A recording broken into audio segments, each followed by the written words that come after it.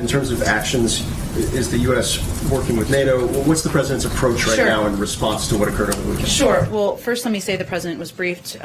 He's been kept abreast, of course, but he was briefed this morning during his PDB by his national security team. Our national security advisor, Jake Sullivan, also raised our strong concerns on this issue, the actions of the government of Belarus with the secretary, with his Russian counterpart during their phone call this morning, which we provided a readout of, and it was largely, of course, focused on moving the ball forward on getting to a meeting, but he also raised this issue.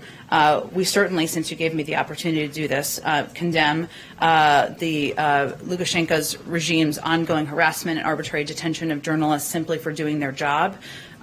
This was a shocking act, diverting a flight between 2 EU member states for the apparent purpose of arresting a journalist. It constitutes a brazen affront to international peace and security by the regime.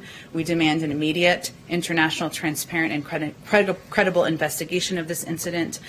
We are in touch with a range of partners bilaterally and through multilateral channels from NATO, the OSCE, UN, EU, and others. And we have nothing to read out at this point, but we will continue to coordinate closely with them.